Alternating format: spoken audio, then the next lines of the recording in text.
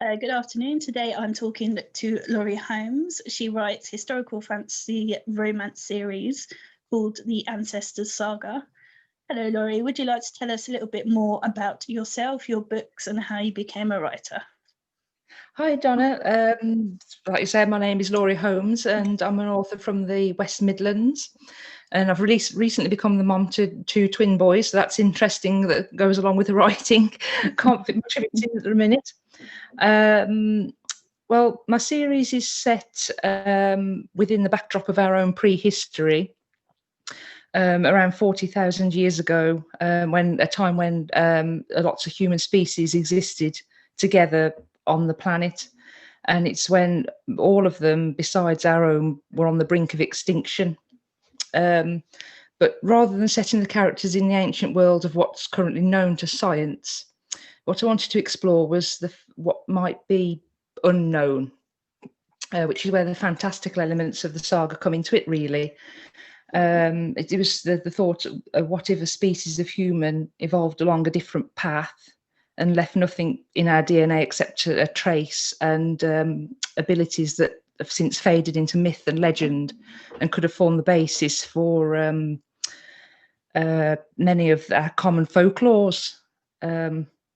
And that was a thought process between the species I created called the Ninkaraja, and tied inner elements of the Sumerian and Mesopotamian mythos towards the origins of the human species. But set against that backdrop, the story really revolves around the relationship and the trials of the two main characters, Nyriana, who's a member of the forest-dwelling Ninkaraja species, and Calvia, who is a mix of both the Ninkaraja and Crow blood, which are Homo sapiens, our direct ancestors. And as such, he's just forbidden in the eyes of the rest of the species. And that's pretty much the basis of my books. How I became a writer, I've just always loved reading. I've devoured books since I was a teenager. My favourites was always Star Wars, and later Lord of the Rings. But what started me writing was the discovery of the world of fan fiction. And I cut my writing teeth on many of the fan fiction boards and got lots of my stories were always well received, and that just fed my passion from there, really. And after that, I just needed to hit upon my own world and characters and idea and go from there. So did you want to write? A lot of writers say they always wanted to write. They're always writing short stories or things like that. I want to say that I've always wanted to be a writer. Actually, when I was at school, if I did think about anything that I'd do afterwards, I was always wanted to work with horses. But it wasn't until I was 18 that I really found passion for writing, and then started to think, no, this is what I wanted to do. And then so what was it when you were writing fan fiction? What was it? What was the point that you thought, okay, I'm going to go for it, I'm going to write a book? It was when I hit upon the idea for my two main characters, that I did think about doing that. First, it was just them and nothing else. I had no world to put them in, other than something my mum once said was, what might humans have become had we followed a more spiritual path rather than a technological one? And that sort of sparked an idea. But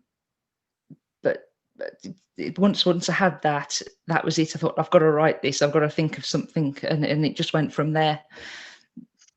So, what made you choose to write in that genre? It's what they always say: write what you know. And I've always been a fantasy reader. I grew up with. I was raised on Star Trek, and I fell in love with Star Wars at 13. And it just kick-started my love of science fiction and fantasy. And I've always been interested in history and prehistory. And it wasn't until I was reading some new research on how the different species of human that existed back around the time I'm writing about interbred and left a trace on our DNA, that everything's just suddenly fell into place for me. And I had it just dropped in nicely around what the idea I had for the two main characters, and it just went from there. And it was Mum's comment that made me create the Ninkaraja species, that what would humans have become had they followed a more spiritual path. Did you give her any credit in the book for that idea? Yes, she has mentioned in the second book. Would you consider writing in any other genre now that you've actually managed to complete books? No, I think I'd always stick to fantasy. I think readers tend to be very passionate about their own genre, and I think they'd pick up on an author straight away if they were masquerading in a genre that they, weren't an expert in. If you see what I mean. Yeah. How do you manage to fit writing in around your other responsibilities, such as your twin boys? I have a very, very, very good husband. We have to juggle. I tend to take the boys through the night, and then about 9-10 o'clock, Matt has to take over. Luckily, he's furloughed at the minute, so he can take them off me, and I can get some quality writing done. So that leaves me free to get some writing done in the afternoon. And that's how we're balancing it at the moment. Do you ever get to sleep or, anything else? Nope.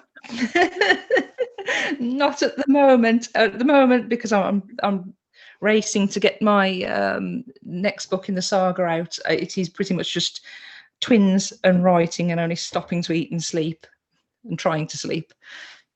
How old are the boys? They're 7 months old now. So they're really tiny still. Yeah. Oh, they're lovely though. It's a good job. Yeah. At 3 a.m. Yeah, I can imagine. Double the work as well. Oh, I know, they're taking in turns. What's the most surprising thing you found out when you've been researching and writing your book? Well, actually, it's that it has been found recently that 4 separate species of ancient human left their mark on our modern genome, and 3 of those 4 species are known. So you had the Homo sapiens, Neanderthals, and Denisovans, but the origin of the 4th strand of DNA is unknown. And so I'm just sort of sitting here going, my books are coming true. It just ties in nicely. So you said you grew up on fantasy and Star Trek. Was there any particular authors that inspired you when you started writing, and any that inspire you now? Yes, I would have to say it's J.R. Tolkien. Very much so. C.S. Lewis, David Eddings, who wrote the Belgariad series, and I suppose more recently there's J.K. Rowling and Stephanie Meyer. It's just the sheer imagination that these authors have and had. It's incredible, and the way they can get you to care about characters. It's very much how I want to drive my books. I guess you don't get a chance to read much at the moment. Before you had the boys, did you manage to read much? Oh yes, I used to read all of the time. I'd often stay up all night reading. Sometimes I'd be there at 5 a.m. and not be able to put my book down. But I think when I was 15, I read about 50 novels in 1 year. But at the moment, while I'm writing my own, I just don't have time for reading other ones, unfortunately. But as soon as mine are done, I plan to have a binge on all the books on my wish list. What's top of your wish list at the minute? Oh, that's a difficult one. I think the new Stephanie Meyer book I'd like to read, Midnight Sun. And I've just been watching the new Bridgerton series on TV, and I'd like to read those books. And Stephen King's Dark Tower, that's also there. Just a variety of books, really. Yeah, I keep hearing about Bridgerton. I need to watch that now that my exams are over. It's quite good. I enjoyed it. Yeah, I'm not sure if I'd read the books after though, weirdly. No? I don't know. Yeah, although I mean, usually I read and watch, films and books. I'll do both, but yeah, I don't know. I'll see when I've watched it, I think. I think it's best sometimes to watch the film or series first and then the book, because then you go from less to more rather than more to less. Yeah. Although Harry Potter wasn't too bad. I didn't mind that. You didn't? No. I did prefer the books, I have to say. Oh yeah, absolutely. But the films were for the effect and it worked. Yeah, they've got the music, they got spot on, and the atmosphere. And some of the actors as well, I think. Yeah, definitely. What would you advise for any aspiring authors? I would say, study your favourites. Any book that really grabbed your attention, just take it apart and just study how the author managed to do that, how they made you feel, how they created their world and their characters. Just read between the lines, and most of all, don't ever get disheartened by your first draft. I often do, but you just got to think of it as it's just a shapeless ball of clay that you've thrown down, and then you've got to shape it and turn it into something extraordinary. And they say you've got to write 1 million words before you can call yourself an author, and I definitely think that's true. So it's just learn. And do you have any support? Like, do you have any authors that you can go to for advice, or anyone else that's sort of gone through the process? Not really, only not personally. If I do, it's listening to other self-published authors on podcasts and being a part of Facebook communities, but not personally, no. And some of the Facebook groups are great, actually. If you, they seem quite supportive. So I imagine if you needed help, then someone would help you. Oh, most definitely. Did you manage to think of anything embarrassing that had happened to you? There's been quite a few things that have made me want to go and live in Outer Mongolia as a goat, but I think one of the things that sprang to mind was I slipped and fell once and cracked my knee, and then I had to go and have an X-ray.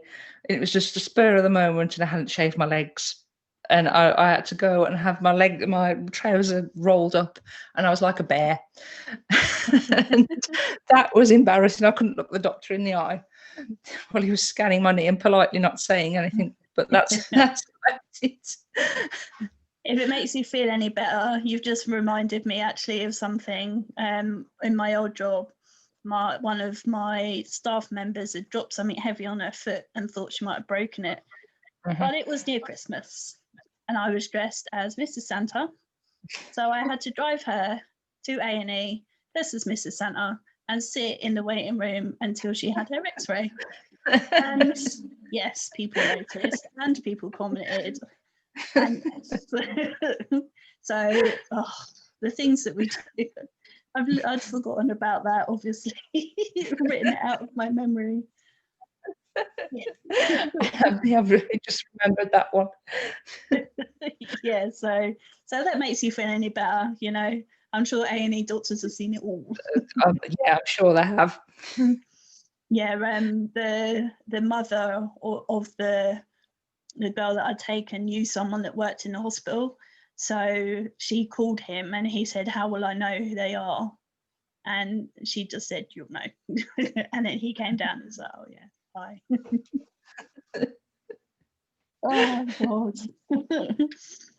If you were to invite 4 famous people to a dinner party, who would you invite? Probably a couple of the authors I've mentioned before, Tolkien and C.S. Lewis. I'd probably invite Peter Jackson for what he did with the Lord of the Rings films. Brilliant. And Monty Roberts, who's is known as the man who listens to horses, and he's written many books on the subject, and he's a fabulous man. That sounds interesting, actually. Quite an interesting conversation. Yes. So what are you up to now? So you said you're trying to finish your second in the series. It's the third in the series at the moment. It's called Enemy Tribe, and yeah, it's due with the editors at the end of this month. And I'm just really up against it, so I'm scribbling for my life right now, trying to get it ready. And then it's due to launch at the end of March. So it's all systems go. Are you planning on carrying on the series past the third? Oh yes, there'll be 6 in all. The 4 main books and then 2 side novels. And then what do you plan on doing after that? Are you going to write another series or some standalones? I'm probably going to sit in a dark room for about a week. Yeah, once the whole series is out, I plan to get them produced into audiobooks. I've had a lot of requests for that. I'd like to. I'm an artist as well, so I'd like to sculpt a few of my characters. And while I'm doing that, I'll try and think of the next big idea for the next series. You got the bug now, then? Oh yes. Would you consider writing children's books when your little ones grow up? It'd be an idea. It'd be nice because I could illustrate as well. Actually, I will see as that goes on and what springs to mind. Yeah, perhaps on a day when you're not absolutely exhausted. Yeah, these ideas come when you're least expecting them. Are you a plotter, or do you just go with the flow when you write your books? I wing it most of the time. I can plot, and then it just goes off piece and takes on a life of its own. Yeah, a lot of authors say that, which to me as a reader is mad, but apparently it's quite common. So The characters take control. yeah. If you were to be put into one of your books, do you think you'd get on with your characters? Yes, I'd say some of the main characters I would, but a few of them I wouldn't want to meet on a dark night. No. Are they based on people you know? Do you? No, not really. No, they're completely fictional and made up. I wouldn't have. No, I haven't really based them on anybody that comes to mind. Nope, they're just complete figments of my imagination. And as they're sort of fantasy and historical, did you find it difficult coming up with names for them? Oh yes, yeah. That sometimes is the most difficult thing. You just sit there for ages thinking, oh yes, what do I call this one? But often I look for me and look into meanings of names and put that together and then plays on the letters and what sounds right, and that's how most of them come around. And was that the same for the titles as well? I know a lot of authors struggle to find titles. Oh yes. Well, at first, the what has now become the second book in the series, which I actually wrote first, that was just called Ancestors, and but after when I called it the Ancestors Saga and it became the second book in the series, I thought, well, it can't really be called Ancestors anymore. That's when I came up with Daughter of Nimmer, but it took me days to think of that. And it didn't feel, and I thought that, and then all of a sudden it just clicked into place and it was right. And it's the same with all the other titles that are coming up in the series. They're just after days of writing, your subconscious suddenly goes, aha, and you've got it. Has your husband read any of your books? My husband is always my very first reader. He's actually ace at proofreading before they go to the editors. Oh, bless him. And is he really proud of you? I hope so. Yes, I think he is. And did your mum read them as well? Yes, mom's usually my second reader, and she's pretty hot on picking up everything as well. Yeah, mums are like that. You can't help it, can you? No, they can't. And do you get much feedback from readers? Oh yes, I've get some fabulous feedback on my Facebook ads and on Amazon. I've had some really good reviews, and it just it inspires you to carry on. When you get that feedback, it sort of makes your day and makes you want to write faster and better and get the next book out for all your readers. Yeah, I think it was Leslie that contacted me about you and was quite adamant. So that was quite Yes, that was nice. that. I'm really pleased about that. Bless her. Yeah, she's always messaging me about interviewing people.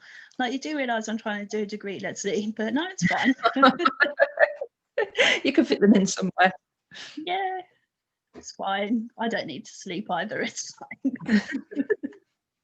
Sleep, what's that? I can't say anything to you after, having twin boys and stuff. Like, yeah, I'm fine.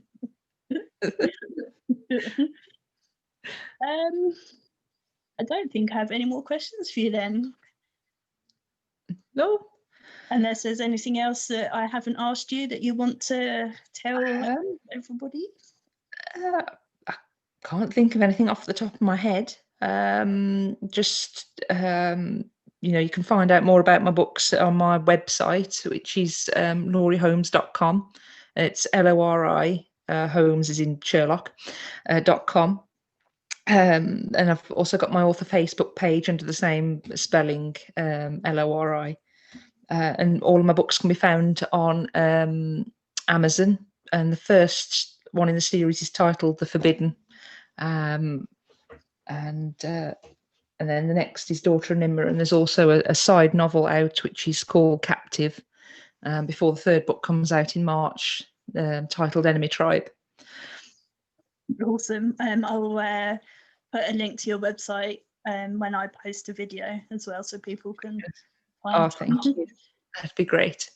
No problem. Thank you very much. No, thank you, Donna. That's been brilliant.